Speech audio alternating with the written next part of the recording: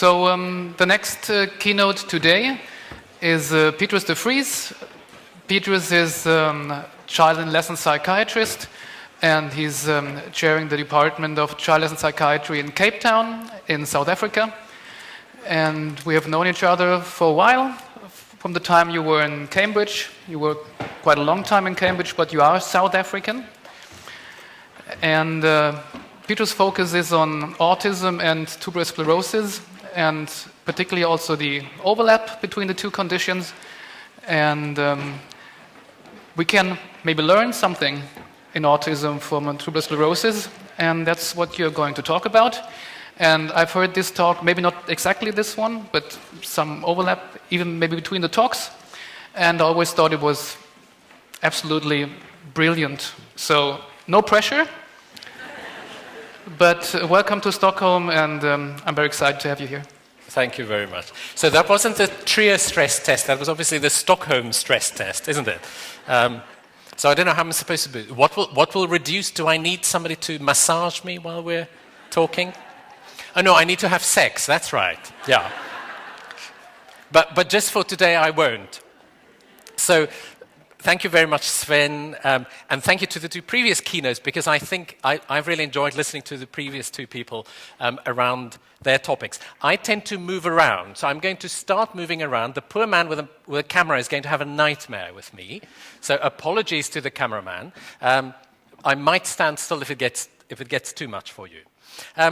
So before I go into my actual presentation, I want to start just telling you a little story. And the little story, just to kind of, as a bit of background before we actually get into my presentation, and the little story is about the Easter Island. So most of you by now will know that these are statues from the Easter Island, which is off the coast of Chile, somewhere in the middle of the ocean. And the story is that in 1965, a group of scientists, I think they were led by Wyeth, the pharmaceutical company, went to the Easter Island to do some scientific investigations and research. And they found, in 1965, in some of the soil samples in the Easter Island, they found a product that they realized was antifungal, or they thought it was an antifungal drug, or was some substance of some sort. And they discovered that it was actually a metabolite of Streptomyces hygroscopicus, a bacterial organism. And so they gave this stuff the name rapamycin. Rapa, which comes from the kind of local name for the Easter Islands, or Rapa Nui, and mycin from streptomycin, the organism that produces this stuff. They weren't quite sure how it worked, but in 1965, that's kind of where they left the story. So fast forward another 30 years, and in America, mainly, a number of different laboratories did some investigations on this stuff called rapamycin. And what they discovered was that rapamycin binds a protein. The protein, that's just the name of the protein, don't worry too much about it, FKBP12, which is an intracellular receptor, so inside every cell of our bodies. And they discovered that a rat protein and a human protein directly binds to this complex. You can't really see it, but imagine that's rapamycin, the red one. The green is the FKBP12 protein, and that is the RAFT, or the FRAP protein binding it. And they showed that rapamycin inhibits the function of these human proteins, or rat proteins. And so they gave it a new name, and they called it the mammalian target of rapamycin, or mTOR. So my story starts with rapamycin and mTOR. So put those thoughts and those words in the back of your mind, and then I'll start the whole presentation. But before I do, in 1999, again, different research groups discovered that rapamycin also works well if you are going to do kidney transplants for people. It prevents organ rejection because it had some immunosuppressant properties.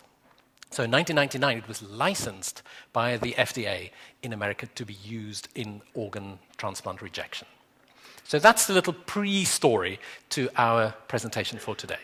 So now let's go back and see where I started. So let me tell you a little bit about who I am. So I'm indeed, as Sven has said, from Cape Town, and was in Cambridge for about 20 years or so. So here is the University of Cape Town, for those of you who haven't been there. A rather nice university on the side of the mountain. Here's another picture of the university. There's the main campus on the mountain, and there's the sea. I'm actually based on a different site, which is part of the Red Cross Children's Hospital. We still have beautiful views. We see the mountain. It's not quite as beautiful as the main campus. And Red Cross Children's Hospital is the only freestanding children's hospital in the whole of sub-Saharan Africa. So it's the only actual freestanding children's hospital. And my division is, here you can see the Division of Child and Adolescent Psychiatry. This is the nice view that I have from my office. So when you email me to ask me things, I'll be sitting at the computer looking out at this nice tree, answering your emails, hopefully in less than 15 years in comparison to Professor Oliver. I have to make some declarations because I think it's appropriate and just ethical for you to know about these things. So I've been part of a number of clinical trials that were funded by Novartis, the drug company. And I also have some funding for studies that I'm the co-PI on, also part funded by Novartis. But the point that I always like to make is all the money that I've ever received, apart from running clinical trials, I've donated either to charities or to university or to other organizations rather than to use it for myself. So now let's go to the clinical story. And I really liked the oxytocin story because I think we completely agree in terms of what we want to see. So what we all want to see in life, whether we're clinicians or parents of people with autism or individuals with autism, is we want to be able to go to the clinic where the team will do all sorts of investigations with us and see what we're good at and not so good at. And they'll say to us, yes, your clinical profile really sounds like somebody who has what we might call autism. And I think we will always need clinical evaluations. I don't think we'll ever get away from that and just have gene chips telling us what's wrong with us. And then the team might actually say, so let's do some biological investigations. And the results will come back and they'll say, and your autism has a molecular subtype of this particular kind. And so the kind of biological, biopsychological medications or approaches might be best for your child or for yourself in this particular group. And then in combination with all the kind of social and behavioral things, exactly as we've heard from oxytocin, in combination with the molecularly targeted treatments, we might then make sure that you reach your full potential or develop and improve in significant ways and maybe even get rid of many aspects of the autism. So that's kind of the image or the fantasy that we all have. And what I'm going to argue today is that I think rare diseases, and you've already heard about some rare diseases, might be able to lead the way in helping us understand some of the links and the pathways between these complex phenotypes like autism and understanding the molecular abnormalities that might lead to that. And that they might then help us to get towards some of these molecularly targeted biological treatments for conditions like autism and other neurodevelopmental disabilities. But there's a caveat. And the caveat that I think is, number one, we will probably need a lot of good scientific coincidences. And I'm going to give you, and some of you already know the one coincidence that we know about, or a few coincidences that we know about. Number two, I think we will need to be prepared to challenge many of the assumptions that we all have and that we all make when we do research or when we do clinical work. And I think that's an important thing when things don't look logical, for us to say, why doesn't this look logical? Why do the answers not add up? Why can't we understand what's going on here? And thirdly, I think we will also need to be willing to continue to explore. And you've already heard some nice examples, both from Chris Oliver and from Marcus and the oxytocin story, the willingness to kind of look further beyond what's immediately obvious to all of us. So I'm just going to talk about tuberous sclerosis, so I better make sure that you all know about TSC. Many of you, I don't know, how many of you actually have worked with people with TSC, just out of interest? Excellent, I can see I'm in Scandinavia. Very good. So for those of you who know a lot about TSC, a bit of revision. For the rest of you, just to make sure we're all on the same page. So tuberous sclerosis was first described by Bournville, who was a neurologist or neurologist/psychiatrist at the Salpêtrière Hospital in Paris in the late 1880s. And he described that he had a case of a girl who was 15 years old, and she had severe epilepsy that they couldn't treat. And she had severe intellectual disability. And because they couldn't treat the epilepsy, she died. And when they did a post-mortem, when they examined her, they saw that on her brain she had these big white lesions. This is a drawing from some of his earlier papers. It's not the same brain, but you can see the kind of big white areas on the brain that look quite different. And he called them tuberous sclerosis or sclerose tubereuse, so white potato-like lesions in the brain. And that was the first description of tuberous sclerosis. But even before that, in Reyes' atlas, for the medics among you, he described this condition that had all sorts of facial lesions. And you can see here the kind of rash on the face, but not on the upper lip. And those, in fact, were also already earlier examples of what was later known as tuberous sclerosis. So we now know TSC is rare, but it has an incidence of about 1 in 6,000 people. So if we put it all together around the world, at least 1 or 2 million people has it. So that's quite a lot of people. That's a significant proportion of Sweden, isn't it? And most of the time, it's sporadic, so it happens out of the blue.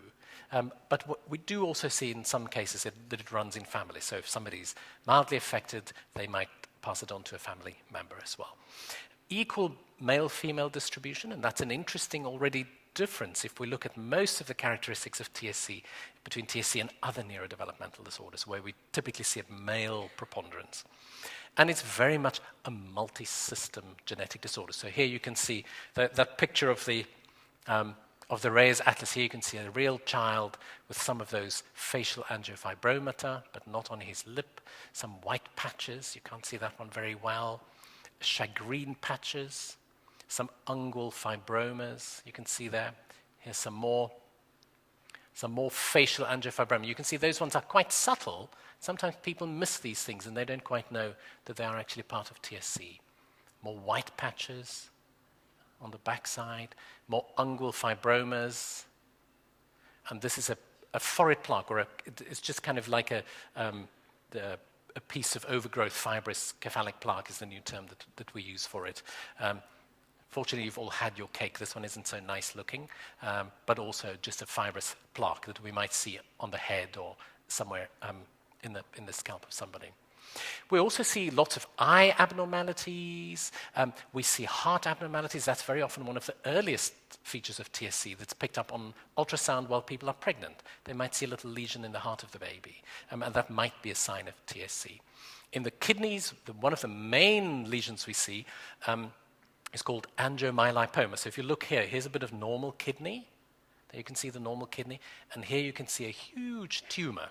It's not a cancerous tumor, it's a benign tumor, but actually there's nothing benign about a big thing like that in my kidney. And it's called an angiomyolipoma because it consists of blood and smooth muscle and fat tissue. So that's basically what these things consist of. Here's some more pictures there. You can see some little dental pits, and some people with TSC have little pits. You can have other little overgrowths, that's on the gums or in other bits of the mouth, more eye, and here's another one of a massive kidney lesion that we see in TSC. In the brain, we can now pick up on brain imaging, those cortical tubers that Bourneville described. We also get subependymal nodules. There you can see a little nodule, some more little nodules inside the brain. And in about 10 to 15% of people, these little nodules can start to grow, and they become what we call subependymal giant cell astrocytomas, or SIGA. It's easier to say SIGA, I think. And there you can see a SIGA. That's a very typical place for a SIGA to form. And here you can see a massive SIGA. And sometimes they can grow very rapidly and cause significant difficulties. And until very recently, the only treatment for these things was actually to try and do surgery. And as you can imagine, to do surgery on a huge tumor like that might have been almost impossible. Some more brain pictures. There you can see another tuber, more tubers there. There you can see some nodules, and there you can see another big SIGA. You can see it's almost in exactly the same position as that one. If you look at that one there, and that one here, you can see. Some of the work we did in Cambridge showed that over and above where these obvious growths are, there are also subtle white and grey matter abnormalities throughout the brains of most people with tuberous sclerosis. Interestingly, most of these characteristics come on over time, and they come on at different times during people's development. So here you can see, let's start with this one. These are the heart lesions. We see them prenatally, and then they disappear. In many people, they go away. And we don't know why, but people are very interested to say, why do these lesions go away? There you can see the blue line, it goes away. Some of the other ones, like the finger fibromas, most people don't have them, and then gradually in the teenage years, they come on, and in adult life, they have them. And same with the kidney lesions. Most people don't have them, and then between 5 and 15 years, they typically start to develop quite significantly. The genetics of TSC. We now know that there are 2 genes that can cause tuberous sclerosis. The one's on chromosome 9, that's the TSC1 gene. The other was on chromosome 16, that's TSC2 gene. And for those of you interested in genetics, the interesting thing is that there are many hundreds of different kinds of mutations that we can see in either the TSC1 or the TSC2 gene. So it's not one particular kind of problem that leads to the condition. The proteins, if we now start to actually look at the proteins, most of them, here's the TSC1 protein, there's the TSC2 protein. It has all sorts of bits on it that allows it to talk and receive signals from other proteins, TSC1 and TSC2. And importantly, a discovery in about 2001, 2002 was that the TSC1 protein has a bit to talk to the TSC2 protein and vice versa. Because until then, people had the clinical puzzle and said, why is it possible that 2 different genes can give you the same clinical disorder? And that was a real surprise or puzzle for people why that was the case. And one of the coincidences that was discovered, therefore, was that the TSC1 and TSC2 proteins form a complex inside the cell, and they receive, as a little complex, signals from all sorts of other proteins. So here's the insulin signaling pathway talking to TSC1 and 2. There's the kind of MAP kinase pathways talking to TSC1 and 2.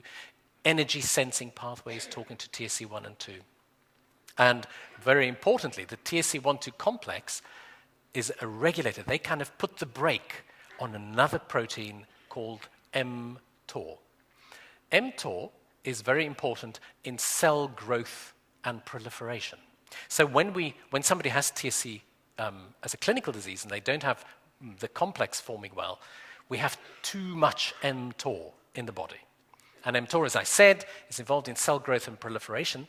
And that discovery, which was very much only in 2001, 2002, even 2003, helped us to understand how the clinical condition establishes itself in the human. So for instance, if we have a cell that doesn't have TSC1 or 2, let's say in the smooth muscles and in the fat cells and in the blood vessels, that explains to us why people develop these big kidney lesions. And that, of course, has also led to clinical trials of some of these molecularly targeted treatments.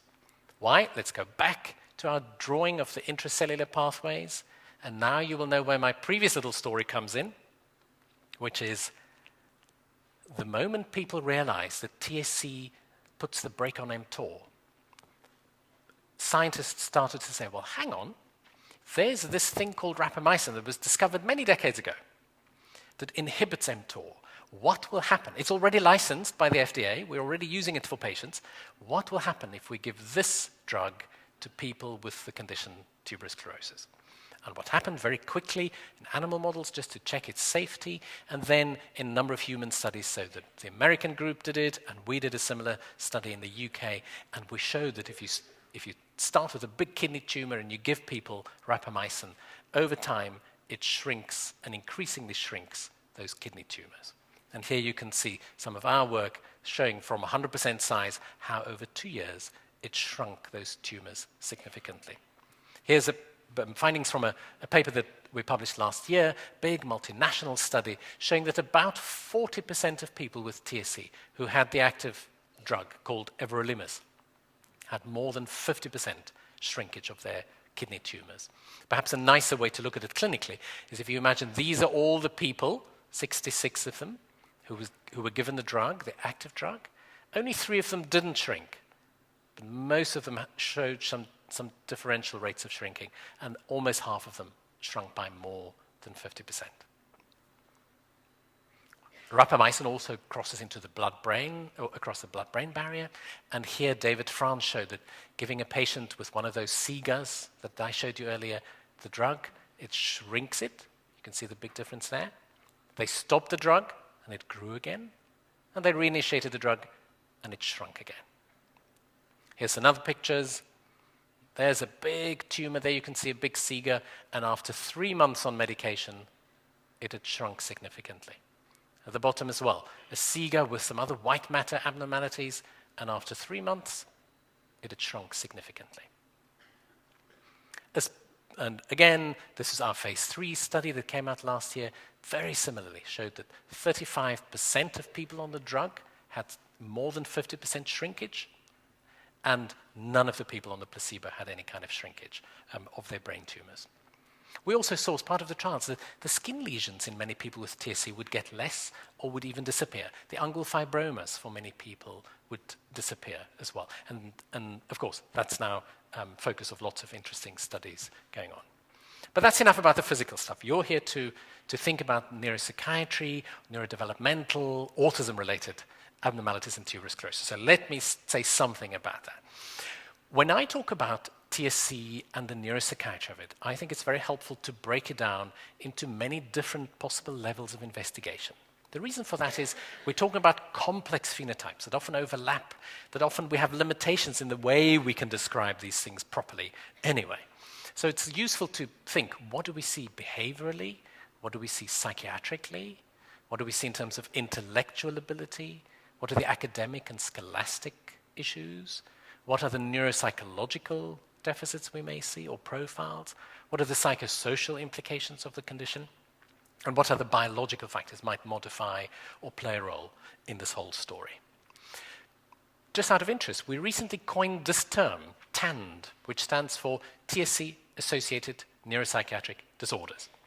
And the reason for that is because we realize people around the world have become quite good at understanding and treating the physical features of TSC, but they were still not thinking about or treating the neuropsychiatric features of TSC. And those have a huge impact on families' lives and on the lives of people who live with these conditions. So let me just quickly summarize some of those. At the behavioral level, we see a huge range of behavioral abnormalities, all these things that Prof. Oliver talked about in terms of aggression and self-interest behavior and destroying of property and sleep problems and language problems and attentional problems. Almost any of those things we might see in people who have tuberous sclerosis at very high rates in many instances. Very high rates of people meet criteria for ADHD. Again, meeting criteria is not necessarily the same as saying the same as ADHD, but more than half. Even people with completely normal intellectual ability have very high rates of anxiety disorders. In a study that was done in the UK, more than 60% of people with TSC who had completely normal intelligence had an anxiety disorder. So very significant association with tuberous sclerosis.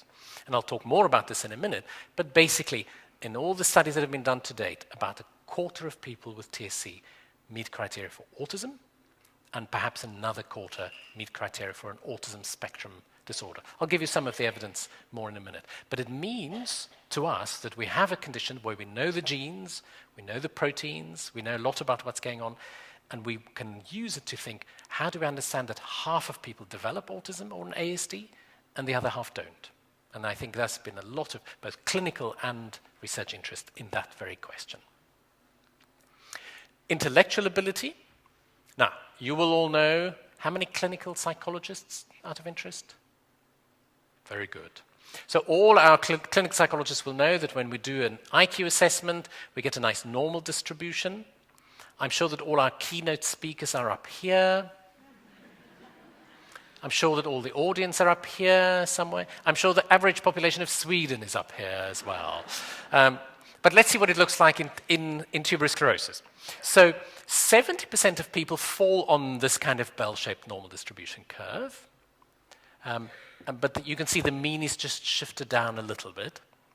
And 30% of people have profound intellectual disability in tuberous sclerosis. So if we put it together in a different way, about half will have a normal IQ. About 20% will have some mild and spatial memory, particularly in recall memory, not so much recognition. A lot of executive deficits, planning, set shifting, and others. A lot of attentional skills, particularly in dual tasking, so having to do two things at the same time.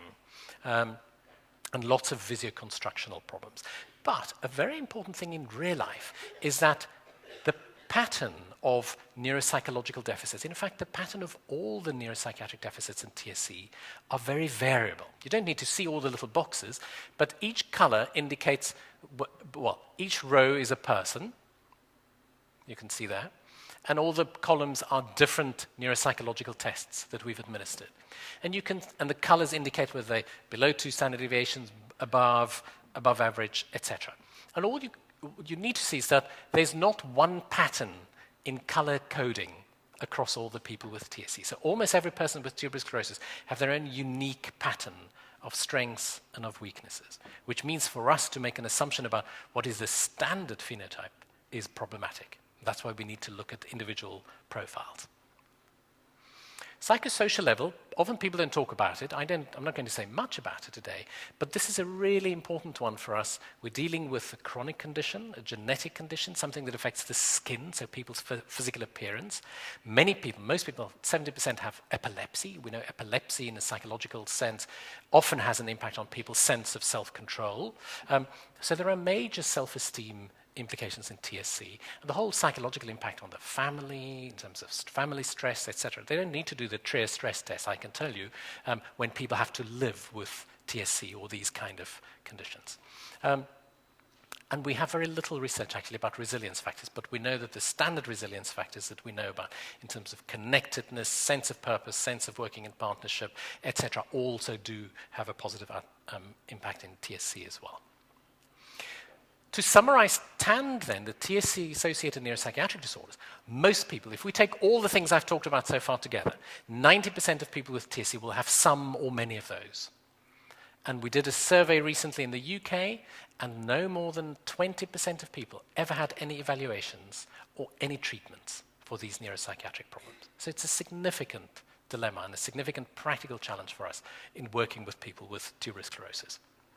So now, something about autism in TSC. I've already said that there's a lot of autism. This is probably, I think Patrick Bolton's study in brain is probably the most recent and the most detailed study that actually looked at autism in TSC. So what we did, we took an epidemiological sample, and we looked at basically everyone we could find in the east of England. We did ADIs, you all know the ADI, we did ADOSs, we looked at all their clinical histories, we had kind of blind coding and consensus, so it was a pretty rigorous way to get to a diagnosis for each individual person in that study. And we basically said that 14 out of the 55 people definitely had autism. And we were blind to status. So I can say that the kids that we diagnosed with autism in that study were kids that would have looked like infantile autism as we know it, independent of genetic syndrome. So that was really a group of kids that we were all pretty sure that anyone who's an expert in autism would have said that's definitely autism. So that's a very high rate, a quarter of all of them. And another 7% or so, so if we put them together, over a third definitely had autism or an autism spectrum disorder. We then had a group of probable. That was the group where we couldn't all reach consensus about what the actual diagnosis was. So if you put all those probable and definites together, we had a rate of 41%, which was not very different from a postal survey that I had done around the same time in the whole of the UK, where we got a rate in 500 people of about the same.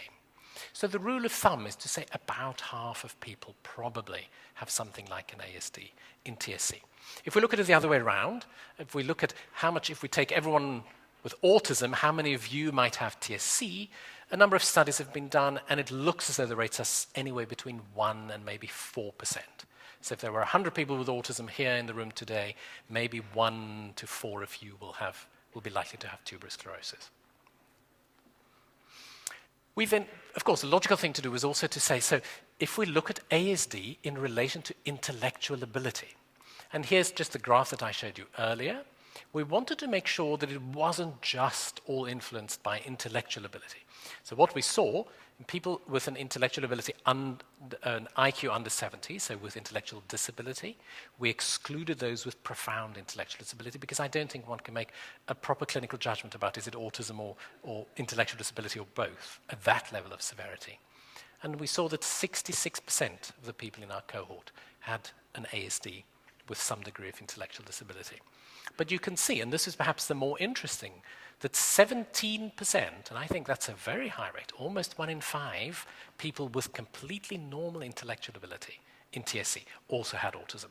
So again, for us, the practical learning point is when we see people with TSC, even if they have completely normal intellectual ability, they have a 1 in 5 chance of having an ASD, an autism spectrum disorder. So, of course, the next logical thing that we wanted to do, we're all scientists and all want to put things together in the simplistic way as we can, was to say, okay, if we compare TSC1 and TSC2, maybe that explains to us why some people have autism and some people don't have autism.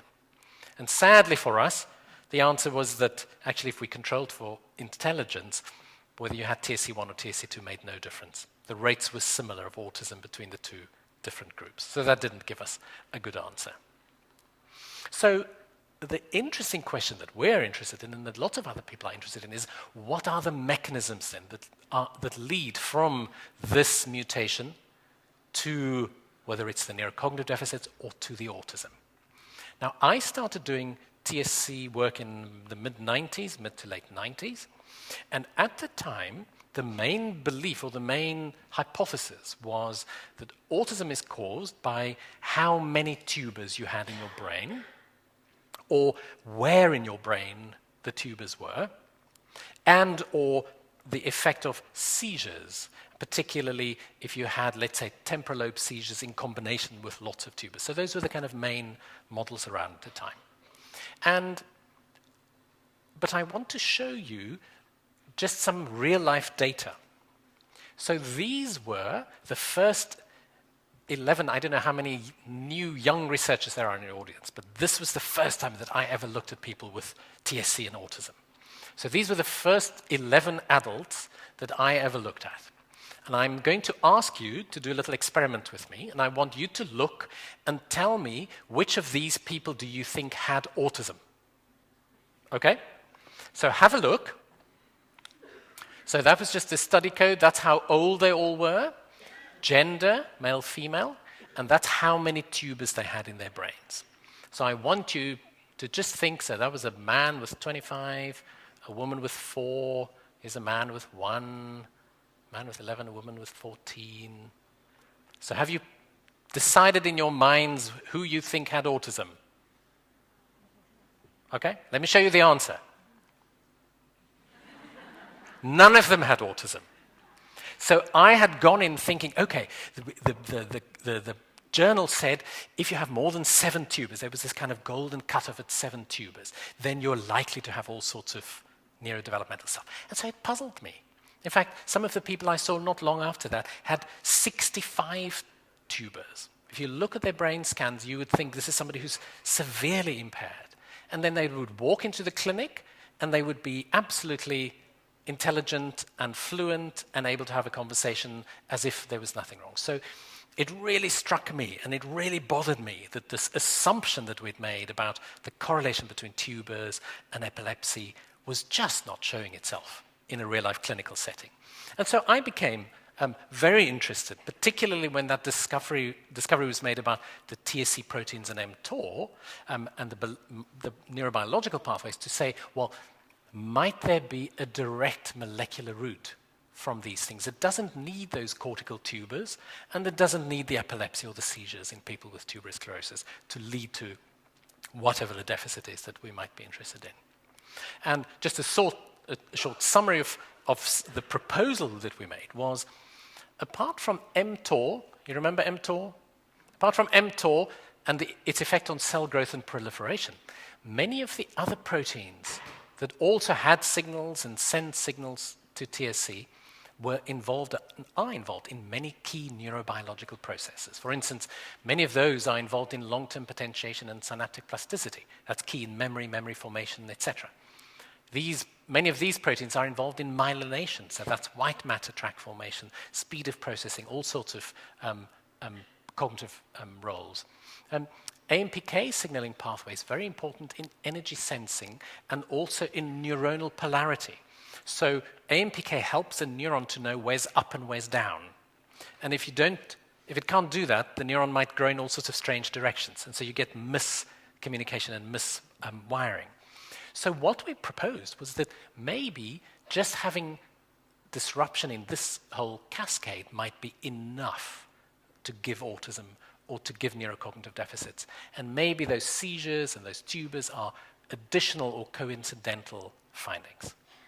Now, of course, the good thing is that if you have a hypothesis, you can test it out. And so then we had to think, well, how can we test it out? And we had to go to animal models in some way, because we couldn't really go into people's brains and do all sorts of experiments with them. So I'm now going to shift to telling you a little bit about animal models of autism. So just show me, how many of you are experts in animal models of autism? Well, I'm not one either.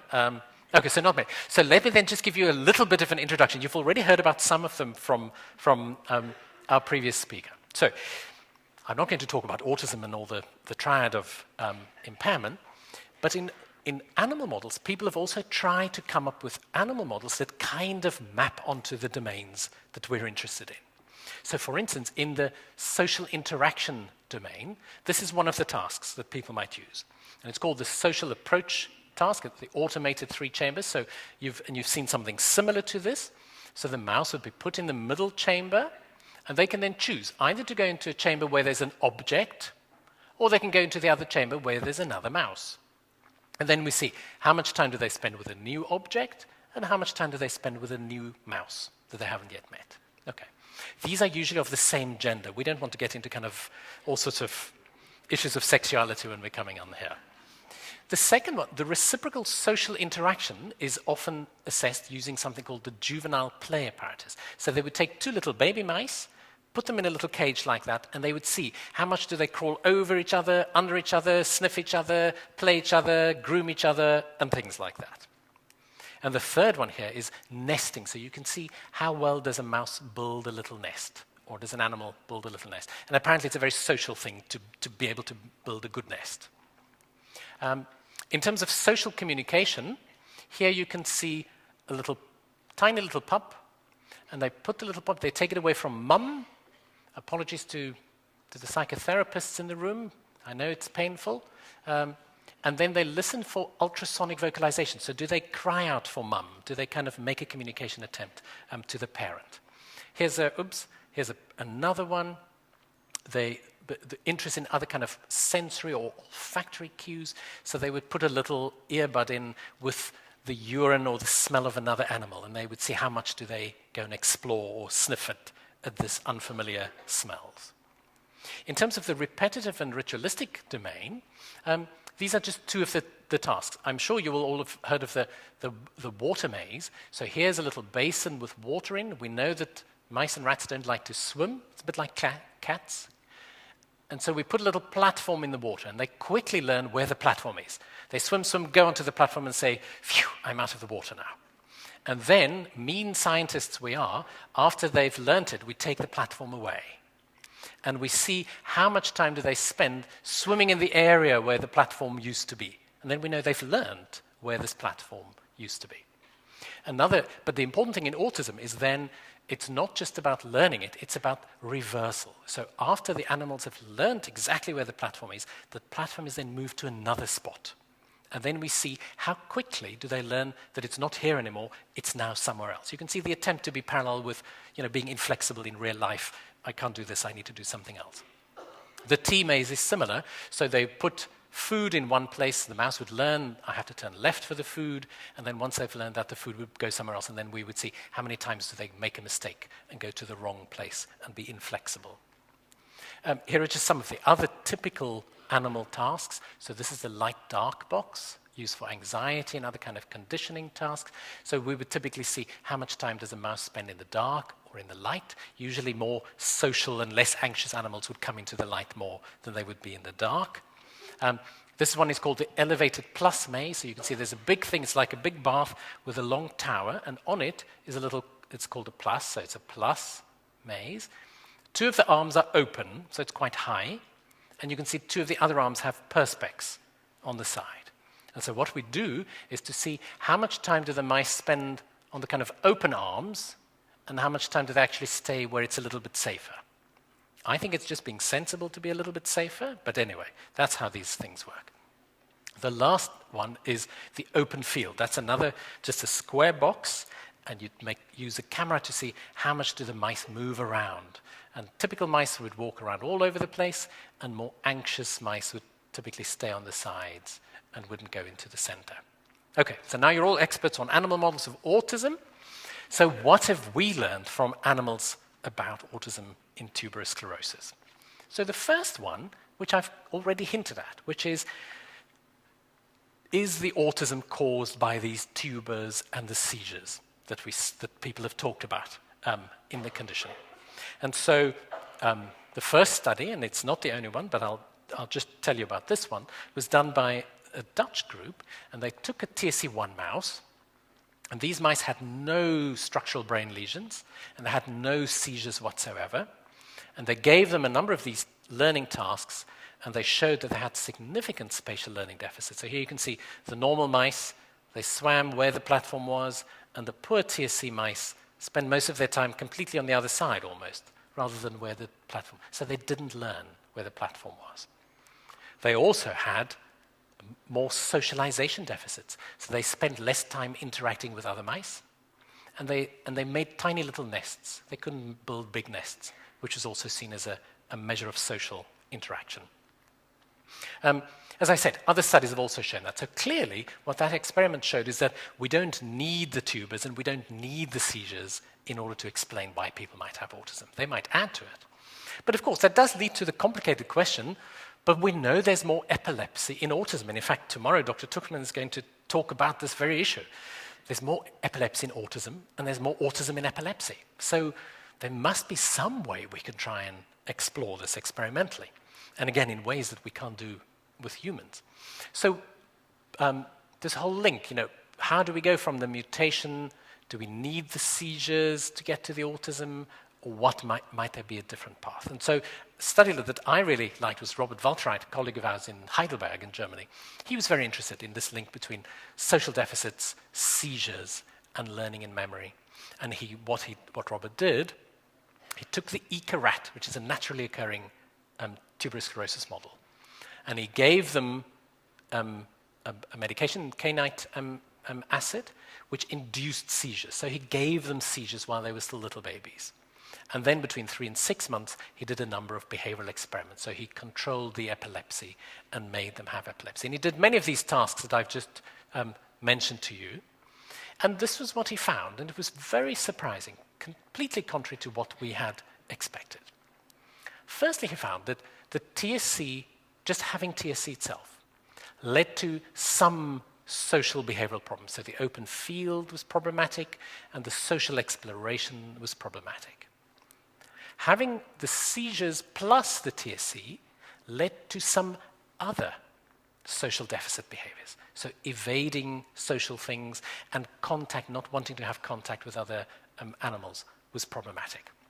And so the interesting thing was that not all social behaviors were equally affected.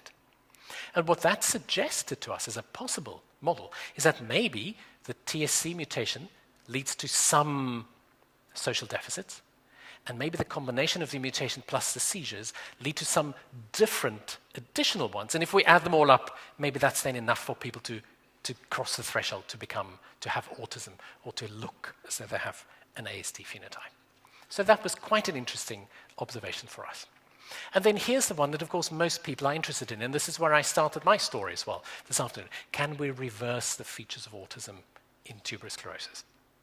And so a group in America, Mustafa Sahin and colleagues, Jackie Crawley and others, made a TSC1 mouse just in the Purkinje cells of the cerebellum. You'll all know that there are lots of models about the cerebellum in autism, etc.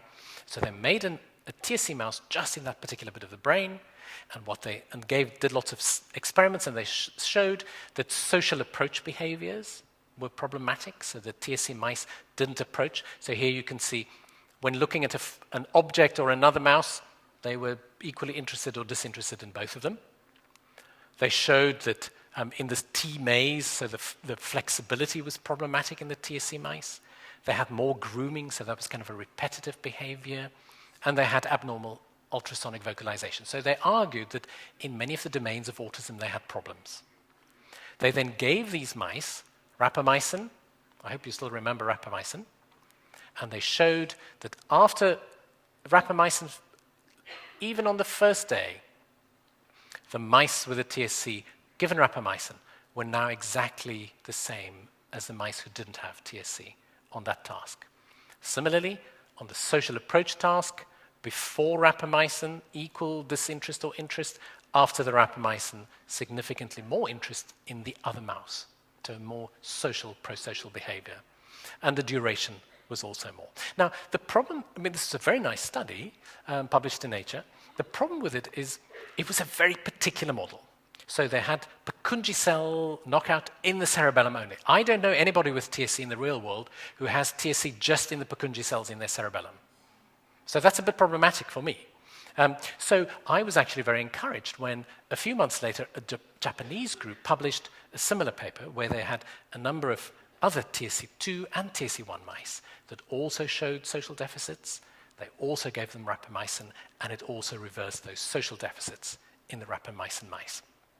And so that was more interesting. And as you can imagine, the TSC parent community and also the wider autism community were very interested in these findings, because immediately people then said, can I give this medication to my child? And that was quite an interesting. So how many of you would give it to your child at the moment, based on what I've said so far? Hope not many. Because, of course, there are all sorts of challenges if we're going to say, does what I see in the mouse apply to what we see in humans? And I want to give you, and some of you have seen this little thing. A friend of mine had to go to Rome from England. So he went to the website of Rome Airport in order to try and find out the times of the planes. And it was all in Italian. He didn't speak Italian. So he put all of this in Google Translate, and Google Translate very nicely translated the whole page for him. And I'm going to show you the page. So here's the page. There it is, Aeroporto di Roma. So it all looks fine to our Italians in the audience. Apologies. Fiumicino. So you can see it looks pretty good, and everything seems to have been translated quite well. But very interestingly, instead of departures, the Google translation was childbirth. Yeah? And instead of rain, the Google translation was discharge. Now, maybe discharge is not so strange, but childbirth is very different from departure. So, I mean, that's kind of a playful way to say that we really have to be careful in what can and can't be translated, because we might, particularly when most things look good, we might make some cardinal errors in some of our translations. So these are three of the things that I'm worried about, mistakes we might make when we translate from animals to humans. We might make some mistakes at the mutational equivalent, and I'll say something about that. We have to think about the biochemical equivalents, and we have to think about the behavioral equivalent. So let me just give you an example of each. So by the mutational equivalents, I mean each of the mice, each of those models that are made, this knockout one in TSC1, this knockout of something else in TSC2, might only be a model for one person. It may be that that Sahin model would work for and apply to participant number one, but maybe not to the others. Because they all, do you remember I said, they almost all have unique mutations. And so we have to be very careful of that, particularly when mutations are very tissue-specific or only at a particular time point. So the more complicated the mutation, the knockout is, the more careful we have to be about whether it will be helpful to understand humans. The second thing, and I didn't talk about that, is if we actually compare, and we had a nice zebrafish picture earlier, mine's more colorful but less interesting. If we compare mice and rats, and we look at zebrafish, and we look at the fruit fly, and we look at this, we study the proteins, the more we go away from humans, the more simple the proteins become. And there are many key bits of those proteins that many of the other organisms don't have. And so it may be that if we knock out something or see something go up or down, it might actually be the wrong finding if we look at what happens in humans. So I think that's another one that we need to be, from a biochemical point of view, need to be careful about. But this is the one that I'm most interested in, which is what are the real behavioral equivalents between an animal experiment? And I saw some of you kind of giggle when I was explaining the animal tasks. And I think that's true. I think it's important that you keep that thought in your mind, because is that 3-chamber really the equivalent of 2 children interacting, or peers interacting, or a grown-up interacting with another child? Is the kind of juvenile apparatus, little mice creeping all over each other, is that really the same as 2 people playing or joking with each other? Very interestingly, I use the example because I think it's a good one. Often the behaviors that are socially appropriate for animals are the opposite in humans. So the function of a behavior might be different. So for instance, if I suddenly started going up to Professor Bolter and started sniffing him, he might be worried. I don't know what would happen to his oxytocin, but I'm sure he will be worried. Whereas in a mouse, that would be appropriate, wouldn't it? And in autism, we might actually see a child going up to someone else, sniffing them, or licking them, or rubbing them. So we might see, so the opposite behavior might actually be indicative of appropriate in humans versus in animals. So I think that's a really interesting thing. The other issue is, when we do animal experiments, very often the reward that the animals get is an escape from something unpleasant. So they swim, I don't like swimming, phew, I'm out of the bath. Whereas in humans, most of our tasks and things, reinforcements, are about positive things we get rather than avoiding something negative. So you can see there are lots of subtle things that might just be problematic for us. So which of these are the best animal models? Well, I think this is kind of my view. All animals are equal, but some are definitely more equal than others. And so ultimately, what we have to do is to find ways to ask these questions in humans and to see what we know and what we can discover in humans. And the answer about humans and autism and reversal of autism in TSC is that we don't have any data yet. So what we do know is there was one little study that we did, a very kind of a pre-pilot or early phase study, where we looked at a group of adults, all with TSC, as part of the kidney trial. We gave them tasks of memory and of their executive skills. We didn't look at autism. And what we found was that after 12 months, there were just 8 of them. 7 of the 8 improved in their immediate recall memory. So that was encouraging.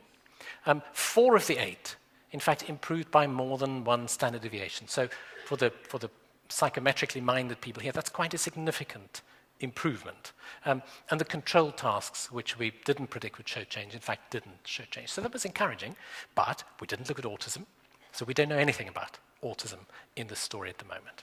So this is where we're at in the field of TSC in terms of molecularly targeted treatments. So for the brain tumors, the drug is now licensed, and so if somebody has TSC in a tumor, we can use the drug to shrink the tumor. If you have kidney lesions, again, the drug is licensed in Europe to treat those kidney tumors. There's a phase 3 study at the moment looking at the skin. Many people report that it's very useful. And in fact, it's a cream. So for those who don't have to take tablets, it's just a cream that you can apply on a daily basis. We're busy doing 2 neuropsychiatric studies. I know there's also a 3rd study in Holland looking at some of the neuropsychiatric aspects. And we're looking at autistic-like abnormalities, both behavioral ones using tools like the ADOS, using clinical descriptions, etc. So it will be interesting for us to see if we observe any of those kind of abnormalities that the animal models have shown. And there's also now a study looking at epilepsy, because it looks as though these medications also help epilepsy in these kind of instances. As we did more studies, we also realized how little we know about the natural history of most of these things. And so there's now a large-scale international natural history study, and you can see all the yellow bits are all the countries involved. I'm very pleased we managed to get good old South Africa involved as well, and Sweden's part of this study. So many of you might actually have participants who are in this study, where over 7 years we will follow up people with TSC and see what happens just naturally to many of their behaviors.